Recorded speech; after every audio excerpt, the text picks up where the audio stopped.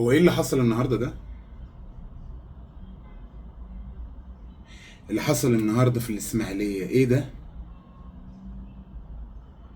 انا حاسس ان انا بحلم. اقسم بالله العظيم حاسس ان انا في حلم. ناس اجانب وجزائريين وتوانسه وجايين ماشيين في مسيره متوجهين لمعبر رفح لكسر الحصار عن اهل غزه. ناس سلميين معهمش حاجه غير اكل وشرب، وتقدر انت تأمنهم لحد ما يوصلوا هناك. ودخلهم يا سيدي، افتح المعبر دخلهم واقفل وراهم. انما ايه اللي حصل من شوية البلطجية اللي اعتدوا عليهم دول؟ مين دول اصلا؟ انا شفت المنظر اتصدمت. اقسم بالله اتصدمت. ناس عمالة تنادي بالانجليزي كمان فري فري فلسطين، واللي قصادهم بيضربوهم اللي هم البلطجية للأسف، وبيحدفوا عليهم ازاز ميه. ناقصهم حاجه واحده بس، يرفعوا علم الكيان. ناقصهم يرفعوا علم الكيان عشان يبقى المشهد كامل. علشان يبقى المشهد كامل زي ما بنشوفه في دول اوروبا. هنا شويه بيهتفوا لفلسطين وبيقولوا الحريه لفلسطين، وهنا شويه بيهتفوا لاسرائيل ورافعين علم الكيان. فكان ناقصهم بس عشان المشهد يكمل ان هم يرفعوا علم الكيان ويضربوا فيهم بقى زي ما هم عايزين. لما عملت الفيديو اللي فات وكنت بسأل ايه اللي احنا وصلنا له ده، ما كانش يخطر في بالي ابدا ان انا اشوف المنظر ده. بيعتدوا عليهم، وشفت واحد من الامن المصري شدد واحدة من حجابها بيركبها الباص، وشفت نائب في البرلمان التركي كان موجود في القافلة مضروب في دماغه والدم سايل على وشه. في ايه؟ في ايه؟ ايه اللي حصل؟ وانا عارف ان دول بلطجية السيسي، كلابه اللي طلقهم على الناس. بس الشعب المصري اقسم بالله ذنبه كبير. الشعب ذنبه كبير لانه خلى شوية بلطجية يتكلموا باسمه، وخلى شوية صيع كل واحد فيهم واخد 400 جنيه عشان يجي يشوه صورتنا واحنا ساكتين. لحد امتى هتفضلوا ساكتين؟ لحد امتى هتخلوا راسنا في الطين؟ لحد امتى؟ لحد امتى هنفضل متطيين وساكتين؟ الفيديو اللي فات اللي عملته لقيت ناس للأسف شايلين مخهم وحاطين مكانه فرد الجزمة. للأسف يعني عمالين يقولوا لي الأمن القومي المصري فوق كل شيء. الأمن القومي المصري فوق كل شيء. كان فين الأمن القومي يا حبيبي والبريجة الإسرائيلية معدية من قناة السويس؟ كان فين؟ كان فين الأمن المصري لما الاحتلال الصهيوني احتل محور فيلادلفيا؟ وده بيتعارض مع اتفاقية السلام اللي بيننا وبينهم، وانتهاك صريح لاتفاقية السلام اللي بيننا وبينهم. ها؟ كان فين؟ كان فين الأمن القومي لما الاحتلال انتهك حدودنا وقتل جنود من حرس الحدود؟ كان فين الأمن القومي؟ كان فين الأمن القومي لما الطيارات اخترقت مجالنا الجوي وهي بتضرب غزة؟ ها؟ كان فين الأمن القومي؟ وكان فين كرامتك انت كمصري؟ كانت فين؟ كان فين الأمن القومي؟ كان فين الأمن القومي لما بعتوا طيران وصنافير، لما السيسي باع طيران وصنافير للسعودية، وده طبعا بيصب في مصلحة الكيان؟ كان فين؟ كان فين الأمن القومي لما السيسي راح مضى اتفاقية سد النهضة بتاعت نهر النيل وخلى اثيوبيا تبني السد؟ كان فين الامن القومي؟ الامن القومي هيتهز ويقع من ناس جايه سلميه، فيهم الدكتور وفيهم المهندس وفيهم المحامي وفيهم نساء وفيهم اطفال جايين بس يكسروا الحصار عن اهل غزة. ها، هو ده اللي هيضيع الامن القومي المصري؟ وكل اللي انا قلته ده ما جاش يم الامن المصري القومي المصري؟ ها، قاتل الله من وقف ضد اي شيء يساعد اهل غزة. اللهم ضيق يا رب، يا رب ضيق على من ضيق على اهل غزة عيشته وحياته كلها يا رب العالمين. ايه يا مصريين، ايه اللي احنا وصلنا له ده؟ ها، ايه اللي احنا وصلنا له ده؟ نضرب الناس اللي جاية تقول الحرية لفلسطين واحنا جيرانهم؟ احنا اولى بيهم من اي حد. اخر دعوة هدعوها للشعب المصري، وبعتبرها اخر فرصة علشان نلحق اللي اتبقى من كرامتنا. اخر فرصة علشان نلحق اللي اتبقى من كرامتنا. يوم الجمعة الجاية، يوم الجمعة الجاية نطلع كلنا من المساجد في مسيرة ونتوجه لمعبر رفح لكسر الحصار عن غزة.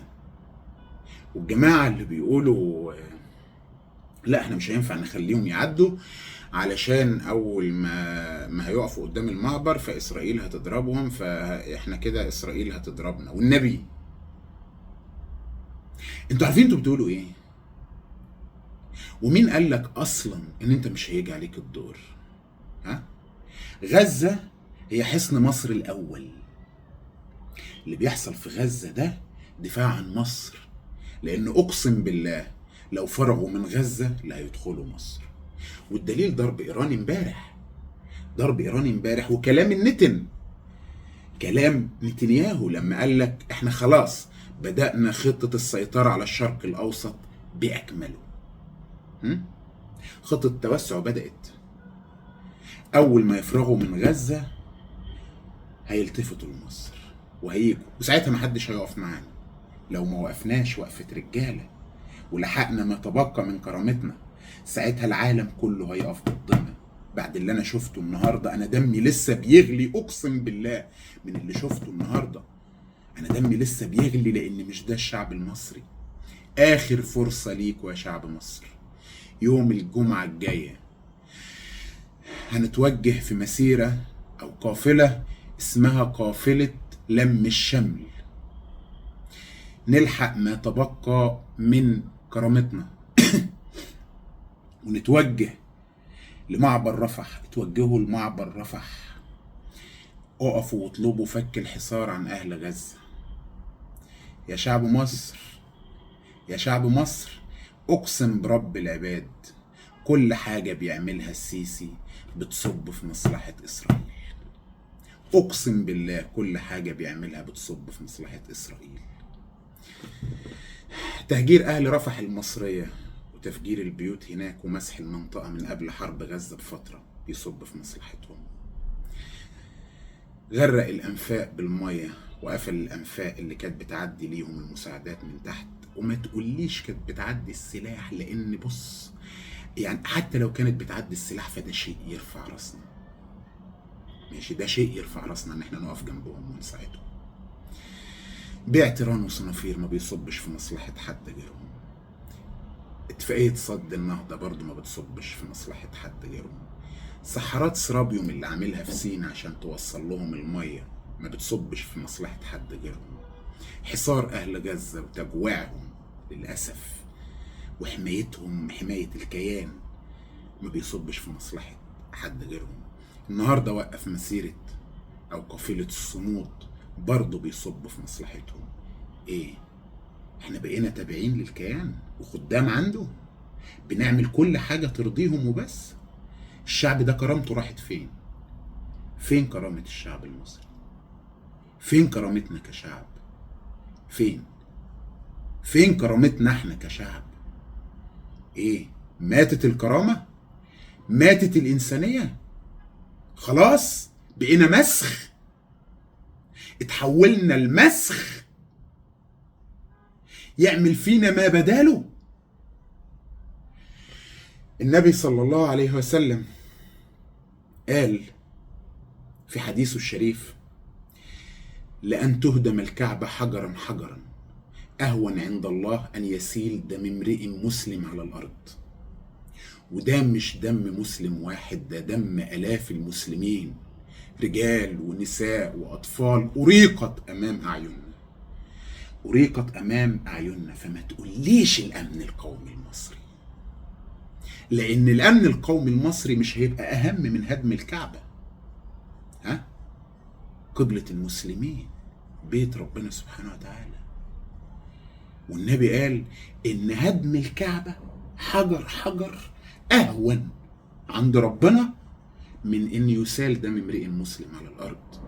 وده مش دم مسلم واحد، ده دم آلاف المسلمين أريق قدام عيوننا. هتفضلوا ساكتين لحد إمتى؟ وفي آية في القرآن الكريم، في آية في القرآن الكريم مهمة جدا جدا جدا جدا، لازم تسمعوها. سكوتكم هيكون سبب في دخولكم جهنم.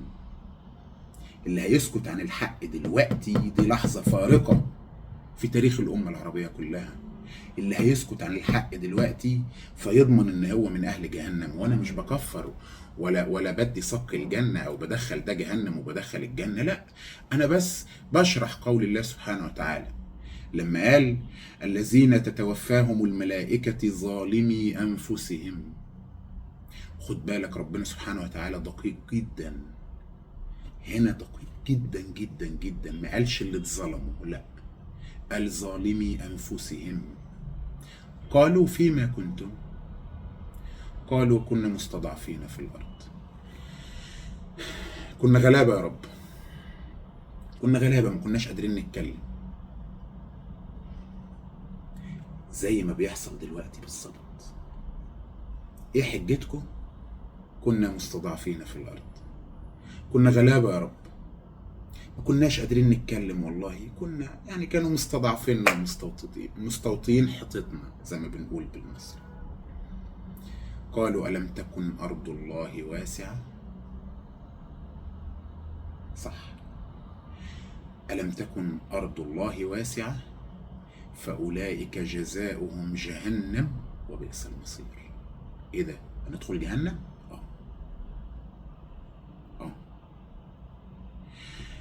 يعني هتكون بتصوم وبتصلي وبتزكي وتدخل جهنم بس عشان سكت عن الظلم؟ وربنا اللي قال كده. ودي آخر فرصة لشعب مصر، دي آخر فرصة. اللي احنا فيه دلوقتي ده لحظة فارقة، لحظة فارقة.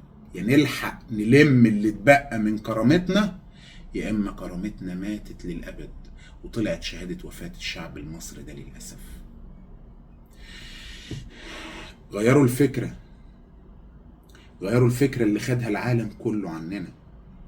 احنا في 2025 في ثورة يناير ضربنا مثل يحتذى بيه للعالم كله علشان اتحدنا ووقفنا وقلنا للظلم لا.